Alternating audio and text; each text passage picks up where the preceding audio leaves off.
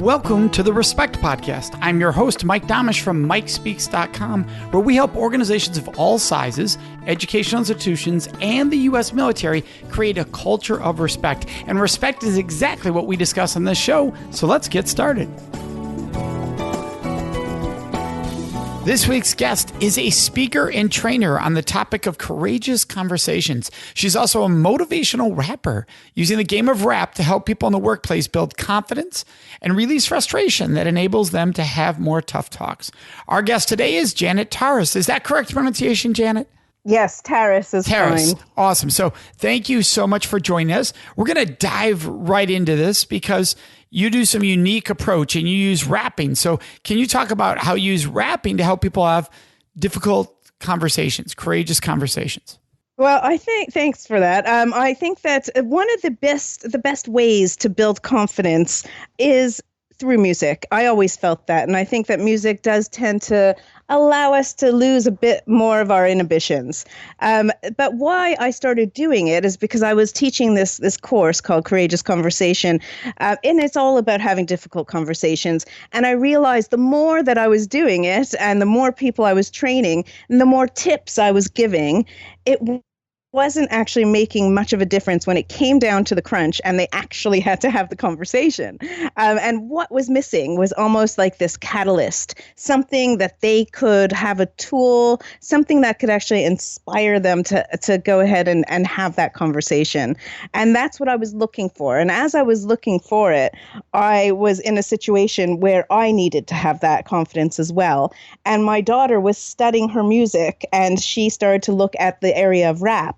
And the more I listened to my daughter, the more I realized that it is ultimately the best fake it till you make it strategy that I could ever think of. I mean, have you ever heard an insecure rapper, Mike? Right, correct. And so whether these rappers are actually feeling confident or not, they really do sound it.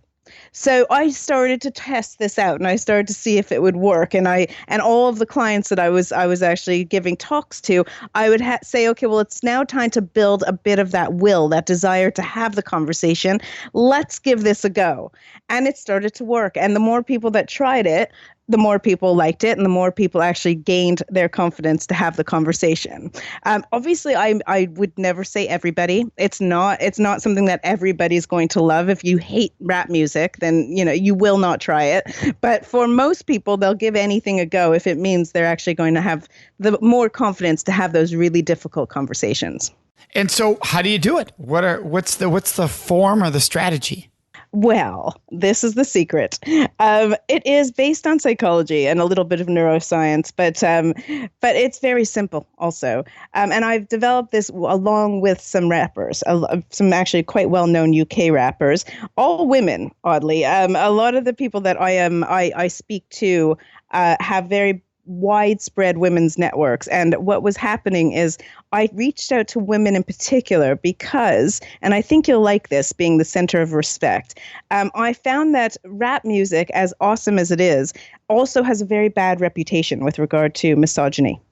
And so I wanted to speak to a lot of the most influential women rappers that I could think of to say, how are you handling this? And how exactly are you going to overcome it? And how are you competing in this very male-dominated world? And so I started working with them. And together we came up with this strategy that helps them to write their raps and to have confidence. It goes into 3 steps. So the first step is all about venting. And I think particularly here in the UK, that's where I am, people tend to hold back when it comes to their frustrations, when it comes to any type of emotion, really. They're not as expressive as in the States or Canada, which is where I'm from. And so this being allowed to vent was something that a lot of people really welcomed here. And so we gave them the templates for certain raps that they had to simply fill out the blanks. And that is how they start to vent their frustrations on a particular topic. We then move to the second step, which is about clarity and clarifying where this anger and frustration comes from. The philosophy being that once you understand the anger, you could act, or that's not true. Once you release the anger, you could then look at it and have a perspective, if that makes sense to you, and say, okay, well, is there any logic to that emotion? And then clarifying it for the person themselves. And then this third step is to then put it into words that they think the person they're going to have the conversation will be able to understand. So it's really looking at their adversary or the person that they're speaking to and understanding their perspective. So once you go through those 3 steps, you feel you're a lot less angry, you're more clear, and you have an understanding of who you're about to speak to before you have the conversation. So it is. I don't want to say the word aimed because that sounds more confrontational, but it is purposed at the person causing frustration. So this is done for when you're in a relationship that has conflict in it. Specifically. So the venting is about a person and or the person's actions. Is that correct? Yeah, it's whatever. So if I was going to be training you, or it's usually a group of people, let's say we choose the topic of people speaking over you in meetings. Everyone hates being spoken over in meetings. They feel disrespected. They feel marginalized. And so allowing them to express how it is that they're feeling. So it's about the individual person and how they are feeling. All right. That makes total sense. So is there any chance you give us an example? Would you like me to rap for you? Is that what you're saying, Mike? Yeah. An example of how this, then people get to hear it. They just say, oh, okay, got it. I see. Okay. Well, I can't, the way I suppose I could give you a bit of a template, but you know what? Why don't I give you, I could actually tell you, I could give you my rap that I wrote for International Women's Day. Perfect. And actually it does go through these steps a little. It's not as processed because I wanted to make it a nice song. So when they do it in a group, it's more, okay, this is how I feel, and it'll be more rhymey. So this is going to encompass everything, just not in the right order, if that makes sense. Yep, makes sense. Okay, so we go. Ladies and gentlemen, we're here to say that balance is better for the world today. We want to talk action and equal pay. We want both genders here to stay. We will not breed new hate. We will not emasculate late. The scales must hold equal weight. Our kids must have equal fates. No to misogyny, it's not all right. We will not smile or be polite. No more predators, no more fight. No more hurt, just stop that fight. And then I go into another section where I talk about the time that I was fired when I told my company that I was pregnant. So I'm going to pause and go back to some of the lyrics there because you said we don't want to emasculate. And so who is that talking to? Who is that for? So that is for both men and women. But I suppose when I say we will not breed new hate, because what I don't want to do, it was the whole theme of International Women's Day was about balance and actually bringing men and women into the conversation. So I didn't want to focus on anything that was going to breed any anger towards either gender. So we will not breed new hate, and then we will not emasculate. We don't want to make any man effeminate. We're not looking for them to become a woman. We're respecting who they are.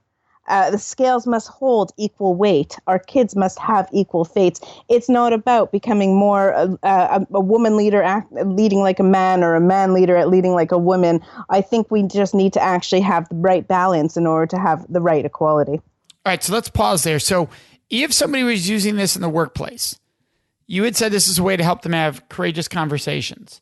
So is somebody writing the rap and then rapping it to the person? The coworker? No. Oh, no. Sorry. I can see that being very people going, what is going on here? That is bold, Mike. I think even the most bold of people would never do that. Even rappers wouldn't do that. But no, it's definitely not for that. It is for you. It's for, if you could imagine, just imagine yourself having that really uncomfortable conversation. Let's imagine you have to fire someone. Because you found out they were stealing, and you really like this person, and you don't want to have this conversation because you know that they have a family at home, and they're feeling they're going to be embarrassed, etc. You're dreading it, This is to pump you up. This is to make sure that you have that conversation, because if you don't, the person's going to continue to do whatever bad thing they were doing, stealing, or simply just not do their job, and you'll just sit back and be marginalized because they're not doing the job that you hired them to do. So it's making sure that it's building up a bit of confidence and a bit of will in order to do that, and making sense of why you need to do this. And you use the term courageous conversations in your work, and that's what you teach. So are you part of the Bestselling? Like, are you trained under Glenn Singleton's book series, the whole Courageous Conversations?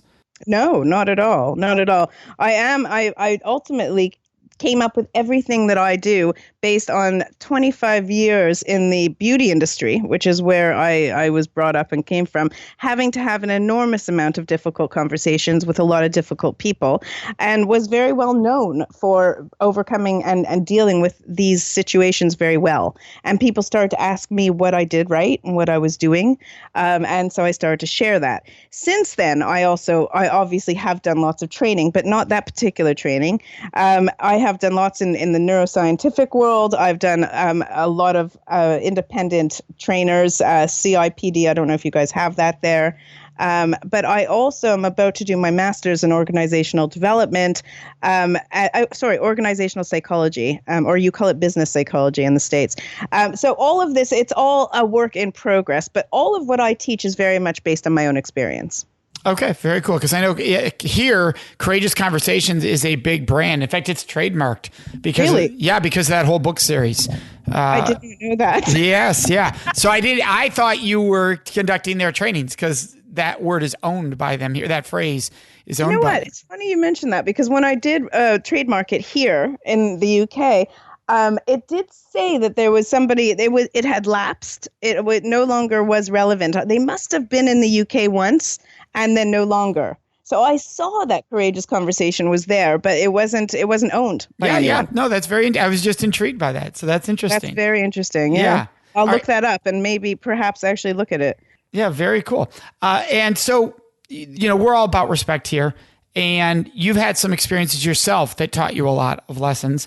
One was about when you were pregnant. So can you share that? Okay, so the reason I actually feel so very passionate about what I speak about has to do with the fact that when I was 32, I very surprisingly ended up being pregnant.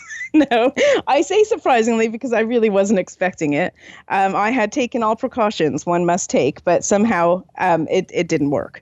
And no 100%. We work in our line of work. That's something, you always stress. There's no 100%. There is no 100%. That's right. So when I discovered this, I had also at the very same time just accepted a new role as one of the highest levels within a very big growing company within the industry I worked in. And I was very excited.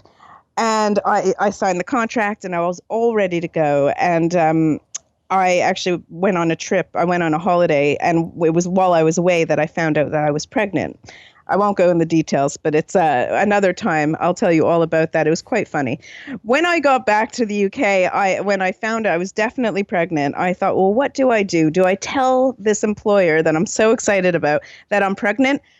I don't need to. I actually, by law, don't have to tell them until I'm 6 months.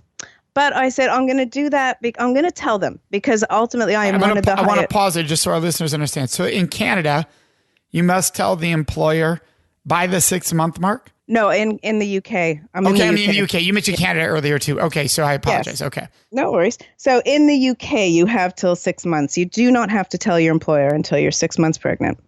But I did not want to do that. Seeing as I was so senior, I felt I wanted to be very upfront, very honest. And also my intentions were to take no more than a couple of months off and then get back to work. I was so excited about this position. So I went and I told them, and they were very kind. They looked at me in the eye and they said, thank you very much for your honesty, and big handshakes, big congratulations. And then the very next day I got a letter of withdrawal, which was shocking because I'd already resigned from my other position. I'd signed on the dotted line and I couldn't understand it. I couldn't get what it is that was going on. How could this happen in this day and age? I really couldn't. I couldn't. It took me a very long time. And the worst part of this entire story was that every person who fired me was actually a woman. And the company I was working for was a beauty company also catering towards women. So you just didn't expect it. And I was very angry. I was very upset. But I was also pregnant and single. And I didn't have the strength, Mike, is the truth. I didn't have the strength to fight. I fought a little, nothing major. I just, I got really tired. I was very scared. I didn't know what was going to happen. And so I didn't do much. And then over the years, as time went on, I realized how angry I was and how suppressing all that anger actually didn't do much for me as a person. It didn't really help me to develop. In fact, I was quite stagnant. And that's when I realized I needed to help people to express themselves. And first I had to help myself. I went through loads of therapy and I went through lots of a training on myself to realize where I had to let go and where I had to actually build and empower myself to be able to have these type of conversations without fear. And that's what I'm trying to help other people do. Very powerful. Now, looking back, you said you were surprised because this was an organization catering to women and it was women who fired you. Looking back, does that still surprise you? No, it doesn't surprise me. It just makes me sad every time. I never, even just hearing you say it makes me sad again. Yeah. I don't, I'm actually speaking on next Friday at my daughter's school. She goes to an all-girls school. And I decided I would tell this story because it's one of my biggest pet peeves. I want women. I know we can't all like each other. It's half the population. We can't say we're all going to be friends. But you would think that in a world where the business world has we know it's been dominated by men since the industrial age, and why we're not helping each other to actually gain equality is beyond me. And it's got to start earlier, and it's got to start in school time, and we've got to make changes, and those changes have to happen at a young age. And so yeah, it still saddens me. It doesn't surprise me, and I do want to find the best ways we can to change it. Well, it's an important topic, absolutely. And it's one of those difficult conversations, which you focus in on, difficult conversations.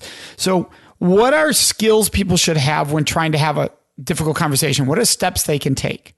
Well, the first thing that they should do, in my opinion, is look at all elements of the conversation. Now, again, you're not going to have time to prepare like this for every difficult conversation. So I'm now talking about the biggies, okay?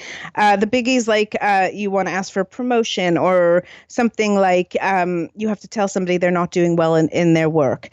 My first step would be to look at what it is that the person you're about to speak to is going to be motivated by. So I would say you want to almost diagnose where it is that their mindset is. And this is something that I took from NLP. It's not mine uniquely, but NLP tells you that you have to visit the mind where the mindset people are already in before you actually can bring them out into your mindset. So that's, I think, where you could start is you can never start a big, difficult conversation by just blurting out what it is you want to talk about because their brain isn't there yet. So the first step I would say is find out where they are in their mind, ask them questions, and start the conversation that way. I think the next step is very important too, and very sadly, it's an obvious one, but we don't do it. And that is by looking at what it is you might be missing within that conversation. So you kind of have to look at the fact that you have biases, for instance, the fact that you may have not been clear when you were explaining whatever you were explaining, or possibly what you're not seeing underneath the surface is that person going through something, not going through something, or are they angry about something else? Any possibility that you might be missing. That would be my second step. My third step is to always look at the person that you are about to speak to and have an idea of the type of language that they're interested, that they're responsive to, the tonality. Some people don't like when you speak quickly. Some people don't like when you speak too slowly. Some people don't like when you raise your voice. Some people only listen when you raise your voice. So if you almost look at the person that you're speaking to, get an idea of how you think they would be most responsive, that will help you as well. And then you have the conversation. So I suppose those 3 steps. Sorry, I'm missing one though. The 4th step before you have the conversation is to actually figure out what it is that's going to make you have this conversation. Because like I said, I could teach techniques until I'm blue in the face, but you're not going to actually do it unless you want to do it. And that's where I bring in the rap. But if not rap, it's looking at the consequences of what would happen if you don't have this conversation, and what will change and what won't change. Then you have the conversation. And you have an experience that you had with a bully in your professional life. And I don't know if it's professional or personal. You had shared about that. So did that come in here? Was that a point where you had a conversation with them? Yes, I did. There was it was a personal, well, and professional. I think I always overcome these type of conversations. The one that I think I referred to earlier was at work, and it was a very aggressive manager. She was the type of person who, it was my way or the highway. And I just wasn't working that way. And actually, what was very interesting is through this relationship with her, I learned a lot about myself as well. So when I was initially approaching her, I would be as aggressive as she was. And I thought that was going to work. Clearly, it was the wrong thing to do because she was threatened every time I was being more aggressive, and so threatened that she didn't even want me there anymore. So her anger was just multiplying every time I tried to seem strong. And as I started to learn more about her, I started to realize that actually, if she's threatened by me and she is my manager, what can I do to remove that threat? How is it that I can make her feel more comfortable with me? And then I started to change my approach. And once I started to remove the threat, she started listening a lot more. And actually, over time, we became friends. I did not continue working for her forever, but we do have a decent relationship. And I think that she has learned and actually has come to me in the past and said that I had taught her quite a bit about how to manage people. It was her first time managing as a managing director. And I taught her how to sort of adapt her management style to others.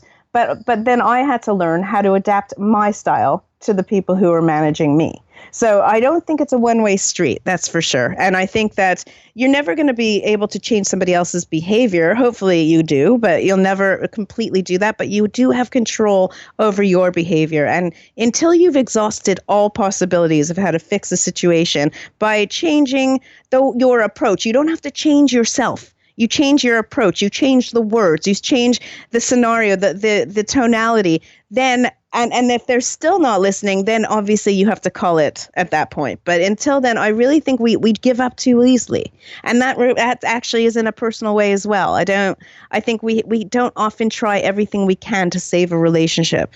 You have personally had experiences where you didn't have that conversation and it led to lost friendships. Is that part of why you do what you do also? Yeah, that was a huge event in my life.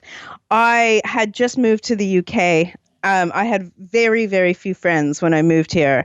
And I befriended this woman who actually ended up having a daughter the same age as my daughter. And we all got along so well. And over time, we were almost like family.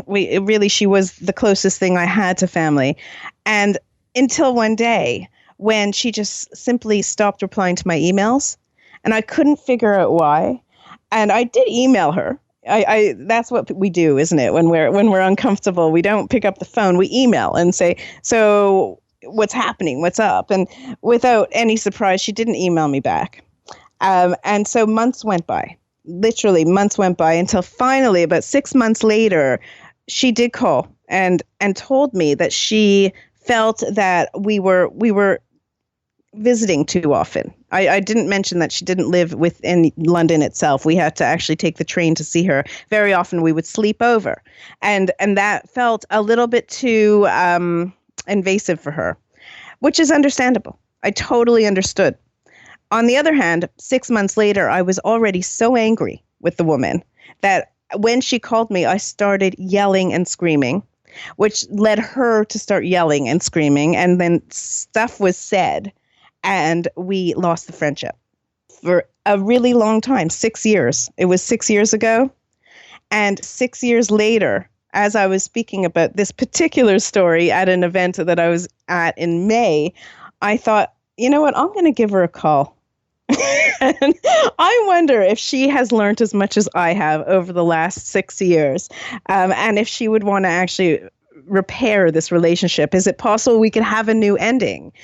And so I called her, and thank God she was very, very responsive. She was very excited to hear from me, and she wanted to meet up with me and my daughter. And so we did, and we now are back to being friends. But that's that wonderful. took 6 years. Yeah, it was a really nice ending of a story. It took 6 years and a lot of soul searching.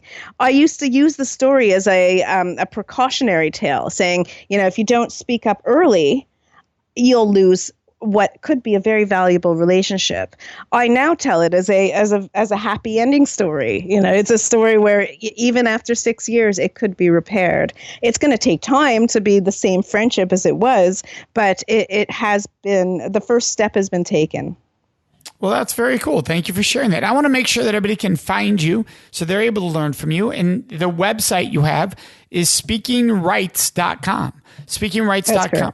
And we're going to have all of your links and everything on the show notes. So thank you, Janet, so much for sharing with us today.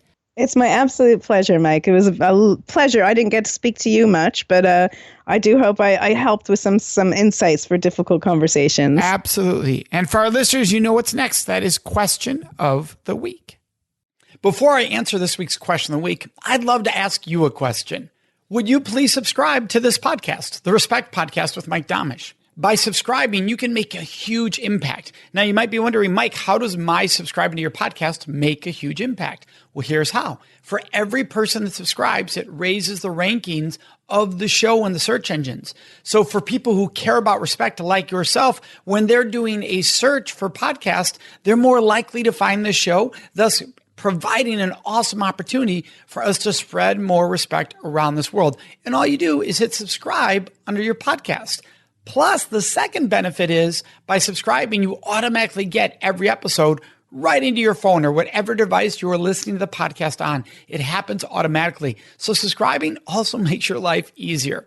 Now, let's get into this week's question of the week. Oh, and by the way, you can always ask your questions of the week by joining us on Facebook in our discussion group. It's called the Respect Podcast Discussion Group.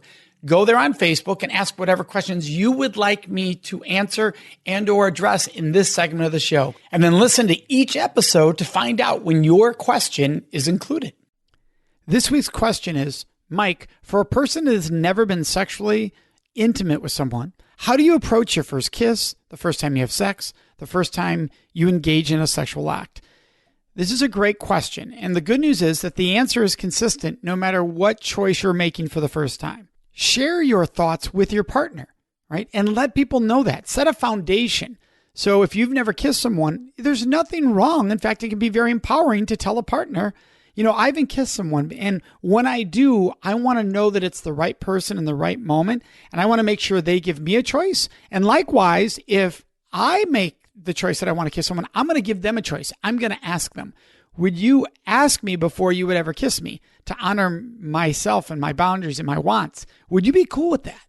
Right? And you make it sound fun. Now, once you're in a relationship with someone, you can have the same conversation about any sexual act or any level of sexual intimacy. Hey, before I make that choice, I want to know it's the right situation, the right time, the right partner. Would you always give me a choice and respect my answer? And of course, I'll do the same for you. So you use your words and you use your spoken words so that you two are able to connect and listen to each other, see how each other responds in those moments.